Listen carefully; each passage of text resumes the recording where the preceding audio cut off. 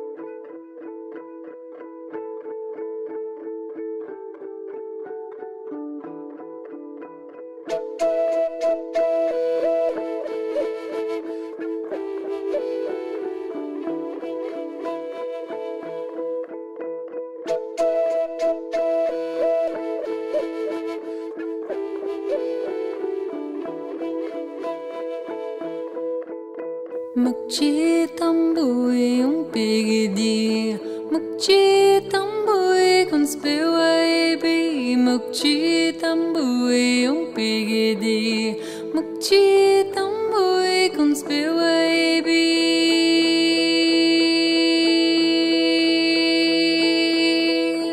Mon pewa okai no ta hon tani kai Kiwe mei tai Nankeya yamuni he wajitse Nankeya yamuni he wajitse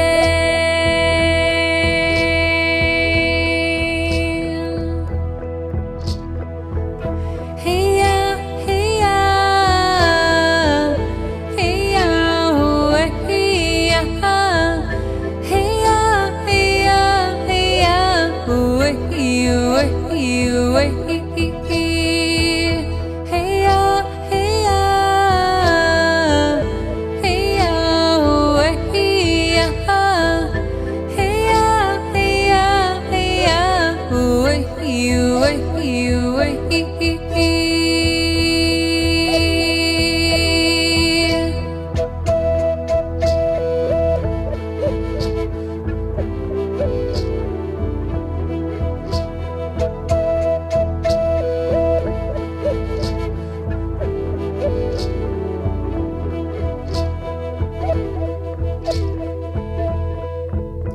Mukchi tambui pigidi Mukchi tambui conspire baby Mukchi tambui pigidi Mukchi tambui conspire baby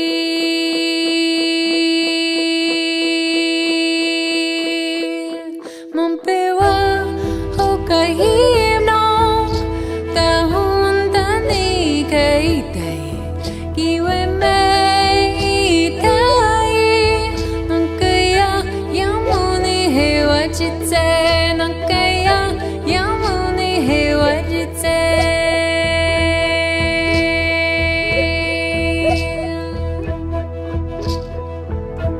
Heya heya Heya hoe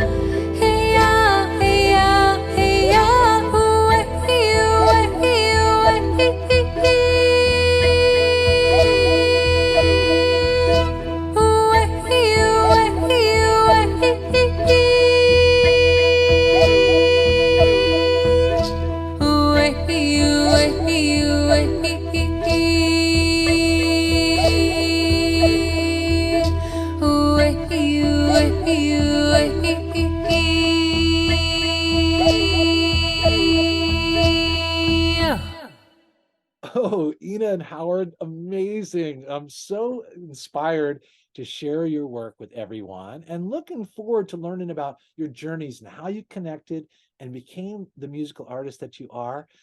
Ina, could maybe you start and give us a little bit of that insight, and Howard will also look forward to your also sharing. Yeah, well, thank you, John. I grew up in a musical family. I grew up also singing a lot in the church. My parents were really heavily involved in this church that sort of sprung out of the hippie Jesus freak movement. So this church had 2 record labels and all kinds of acoustic musicians and artists, and it really impacted me growing up. I went to so many midnight and evening music sessions with other artists and community, and would sing a lot growing up, and was in occasional plays and went down this athletic route and came eventually back to music, and really came back to music through my own healing process and working and learning from a lot of different artists from a lot of different genres. So music has always been a deep place of expression, but also healing and joy and celebration. Oh, that's beautiful, Ina. And how about you, Howard? How'd you get into the music rap? You know, I too grew up in the synagogue singing. So music was infused in me even before I knew much about what it was. But my brother, older brother, started playing guitar, and I just wanted to play music. So I started to play, and it started to teach me, and I started to play in bands. I've been influenced by every genre of music across the board, from classical to acid rock to heavy metal, country, all of it. And but I've really had a flavor and a feel for indigenous sounds, indigenous rhythms, Africa, North America, South America, and the instrumentation that comes from the shamanic way, which is native flutes and drone flutes and shakers and rattles have been kind of a part of my musical experience. I've worked in hip hop, I've worked in alternative rock as a producer, and then was called to drop all that and work on more inspirational and uplifting and healing music. Oh, Howard, And that's that's beautiful, man. And you know, if I could just relate just real quickly, you know, when you said acid rock, I couldn't help but think about when I was in high school listening to a heavy metal album, and my dad said, "Hey, turn down that acid rock," and I couldn't help but crack up because that's like a term that came from the time, you know, that LSD was so influential in all these bands and so forth. But at any rate, I appreciate relating that and also your journey in musical art as well, and also, you know, yours too. They seem to have a basis in kind of our spiritual upbringing, and the church has such an influence in terms of bringing spiritual music into a vibe where a lot of artists, I think, have connected there originally at a tender age, but then gone on to create their own sounds after being influenced by, as you say, multiple genres, and then creating something that is distinctly your own. And certainly the two of you have come together to collaborate to create those kinds of creations. And so tell me about connecting together. How did that first happen? You go first. It was kismet. Yeah, we had a brief meeting at a recording session that was held at his studio, but there were so many people there. I remember it. He vaguely remembers me, but then a mutual friend of ours introduced us, and I was singing in some yoga studios and around Venice and Santa Monica, and people were asking me for some CDs and sounds. I didn't have any. So I had just come back from living out of the country and actually living this life of indigenous and earth-based music and traditions and ceremonies. So when I came to meet Howard, he had all this music background that we connected without even realizing that we knew similar people, especially in the medicine music communities and sounds. So when we first met, we met as artist and producer. That's how we met in the recording studio, which is really A funny old beautiful story. It's a beautiful story, and the meeting story is great. You know, it started at a professional level, you know what I mean? Yes. And now it's at a more personal level. Certainly, and I appreciate that too. So let me ask this question now. You discover one another and also this love and passion you have for indigenous influences. How did these indigenous influences begin with you, Ina? How did you first become attracted to that? Well, that's such a great question, because that immediate my immediate response is to share that I feel like they discovered me, or the sounds and the traditions, and it was calling me without me realizing it. I went to this program that Naropa was offering at the time. It was called an Indigenous Science program. It was a master's degree.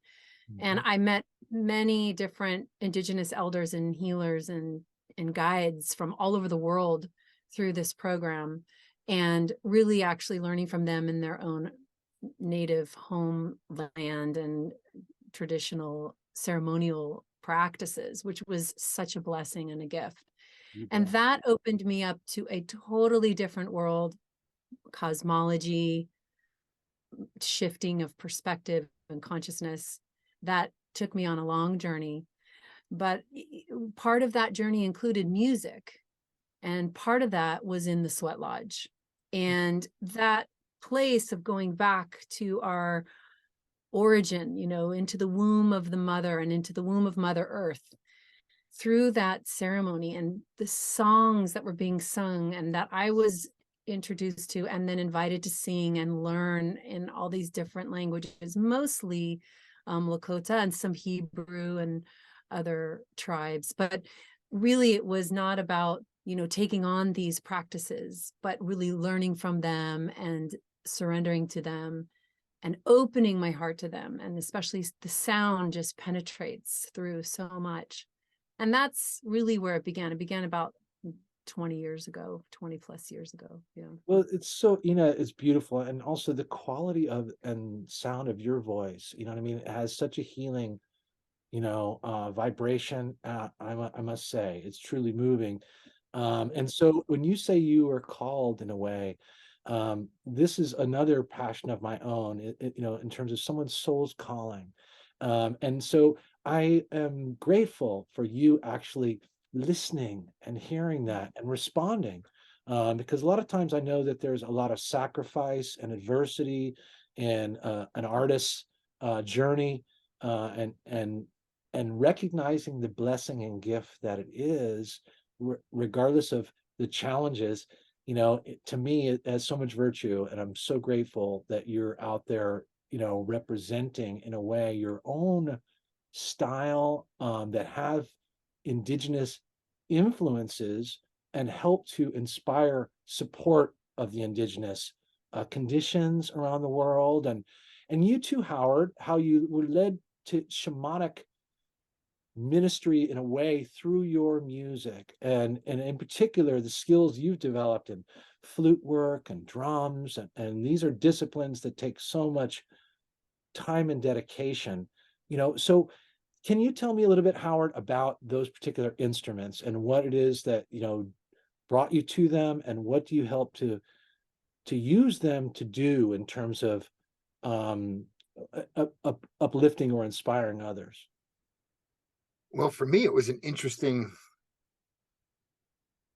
circumstance. It was addiction that actually led me to treatment, which led me to shamanic plant medicine work, which then led me to into this deeper awakening and healing of my own struggles. But it also introduced me to music that was so familiar. The first time I sat in a ceremony, the facilitator, the shaman, started to sing a song that I had heard in services every week during my childhood, all the way up to the time of my bar mitzvah. The melodies were like, Wow. whoa. And you remembered, of course, Hebrew melodies, they're ancient, aboriginal, indigenous melodies. Why Yes. would they be different?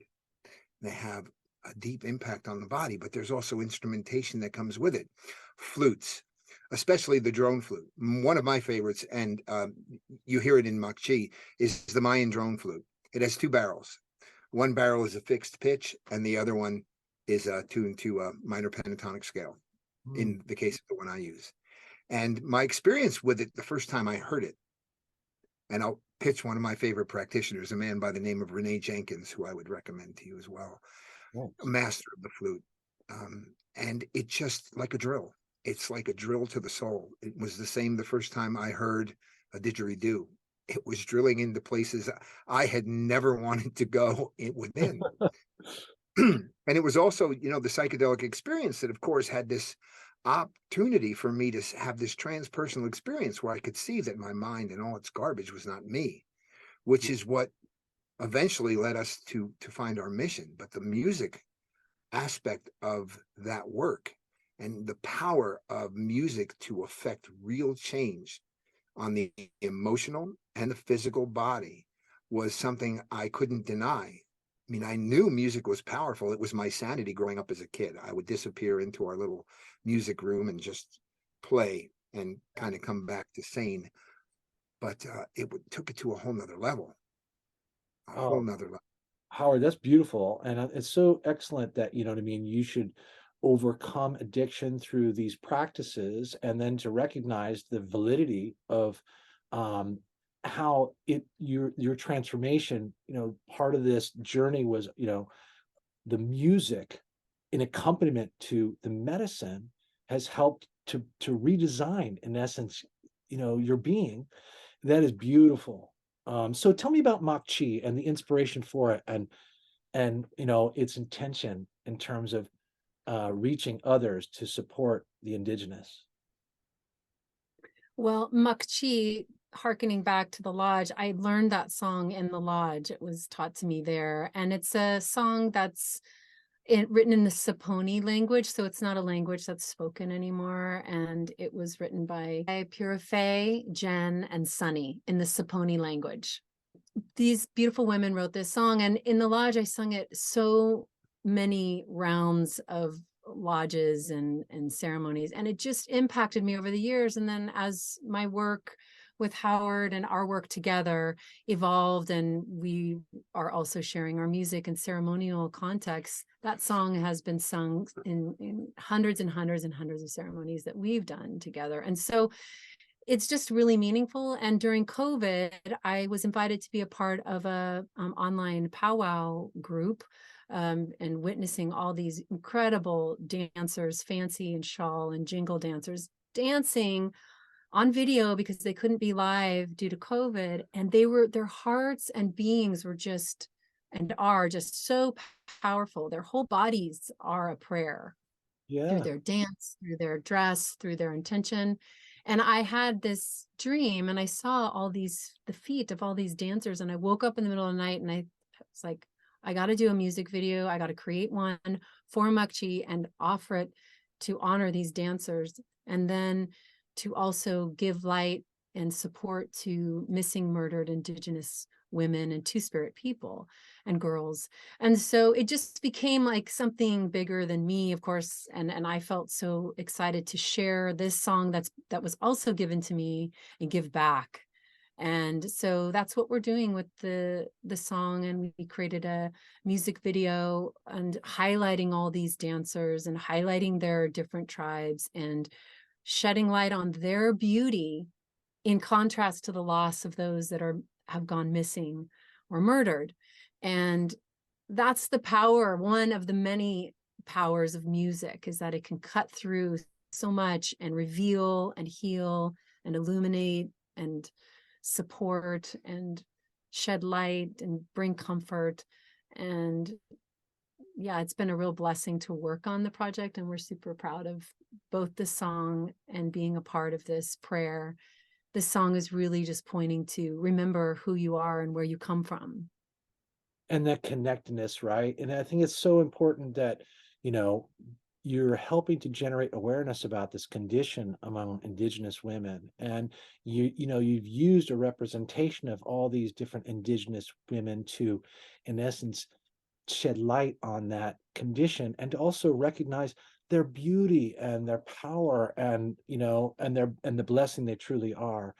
The fact that it's an ancient kind of song, and in essence, the song itself, when sung, how much healing and spirit is brought into one in hearing it and also singing it. So, you know, I'm so pleased that you and Howard have developed something that can raise awareness for this issue, and at the same time provide such beauty in doing so. Hey, Howard and Ina, with regards to the social realms and the digital world, as far as fans wanting to connect with your music and other kinds of offerings that you have, how can they do that? Where would they connect with you? Their best way to find us would be to go to krtss.org. If they want to connect with us for our mission with the ministry, they can connect with us at krtss.org. If they want to connect with us about music, go to enaandhoward.com. Nice. If you want to connect with us on social media, you'll find us on Facebook at ENA VIE Howard LIPP, on Instagram at ENA VIE Howard LIPP, and you'll find us on YouTube. ENA VIE and Howard. By just doing a search. Hey, listen, that's excellent. And listen, thank you so much. And absolutely, they will, in addition to connecting with you on the FENIX360 app that we're so happy to have you a part of. So listen, the links that you provide to me, I'll put below our interview today so that people can access them. And that ministry is one in which people enjoy sound and also have the potential to connect with you on a one-on-one basis, perhaps for different kinds of mentoring. And so that, tell me again, what's the website address, Howard? krtss.org. Excellent. Which is also a nonprofit, right? So that's another method in which, you know, you're providing this services, and there's so much that the two of you are giving through your music and ministry. I'm so pleased to have connected with you today, and we're also going to be looking forward to your presence on the FENIX360 app, where fans can connect with your music and hopefully directly connect with you. Other artists may also be interested in collaborating with you there. So it has been a true blessing for me to connect with the two of you. Thank you so much for being with me. Thank you, John. It's been an honor to be here and a blessing always to speak with you.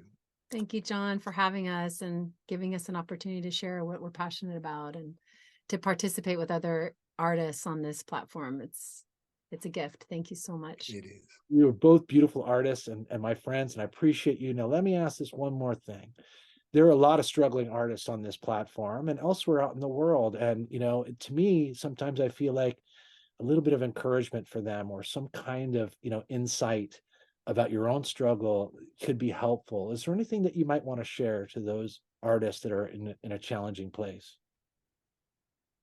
I would share this in any context, is that do what you love. Don't compromise on your art.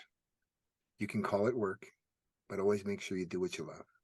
It'll feed your soul even when it doesn't fill the bank. Don't compromise your creativity, and trust. There's an audience for you. Anything you want to add to that, Ina? Because that is beautiful, Howard. Thank you. That's really beautiful. That's pretty hard to follow up, although I'll quote Howard. Something he's told me often is, some people are going to hear your music, some people are never going to hear it, and some people are going to like it, some people are not. It's just part of the process. And so just make the music, as Howard was saying, that you love, and support it to be heard by those who want to hear it. Make it for those who want that kind of music, because yeah, there's so much out there. And as Howard was saying, really being true to what you love and what I love in the world is why we're here. Share that love and share that awakening through that sound. Yeah. Yeah. That's beautiful. And I'm so grateful that two of your callings have come together to entwine, to offer back, you know, these gifts for others and also to support the Indigenous. So I want everyone to tune into the social media links that you find below for Howard LIPP and ENA VIE, and look for their rising on FENIX360, and bless the two of you. Much love and thanks. Thank you. Thank you, John. It was beautiful. Peace.